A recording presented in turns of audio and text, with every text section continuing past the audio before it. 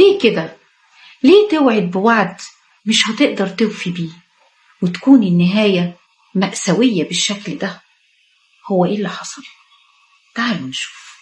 كان في يوم شديد البرودة، كان راجل ملياردير راجع لقصره. الراجل دوت لقى راجل عجوز فقير على باب قصره، ولكن لقيه لابس ملابس خفيفة، مش لابس تقيل. فاستغرب جدا الراجل الملياردير وقال له: انت ازاي كده؟ انت مستحمل ازاي البرد الشديد من غير ما تكون لابس تقيل؟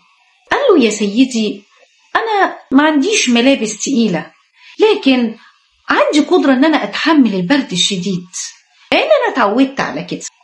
فقال له: لا، انا هجيب لك ملابس دافئة من داخل القصر، استناني. الراجل العجوز فرح جدا وانبسط قوي، وكانت الابتسامة على وشه. قال له: سأنتظرك يا سيدي. فضل الراجل العجوز مستني بره على هذا الأمل. لكن الراجل الملياردير دخل القصر بتاعه، والحقيقة انشغل بالمشاغل وباليوميات بتاعته، ونسي تماما الوعد اللي وعده للراجل العجوز، ونسي ان في واحد بيعاني من البرد مستنيه بره. مرت ساعات طويلة، وبعد كده تذكر الراجل الملياردير الراجل العجوز والوعد اللي هو وعده بيه، وانه مستنيه بره في شدة البرد.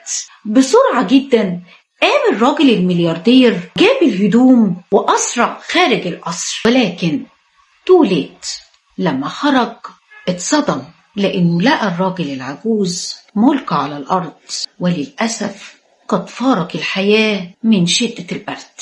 الراجل الملياردير حزن جدا لما شاهده، ولكن لقى رسالة بجانب الراجل العجوز مكتوب فيها كالآتي. كان الراجل العجوز وجه رسالة للراجل الملياردير وقال له: يا سيدي، كنت لا أرتدي ملابس دافئة، ولكنني كان لدي القدرة على مقاومة البرد لأنني اعتدت على ذلك، ولكن بعد وعدك لي بمساعدتي تعلقت بهذا الوعد وانتظرتك، وفقدت القدرة على مقاومة البرد.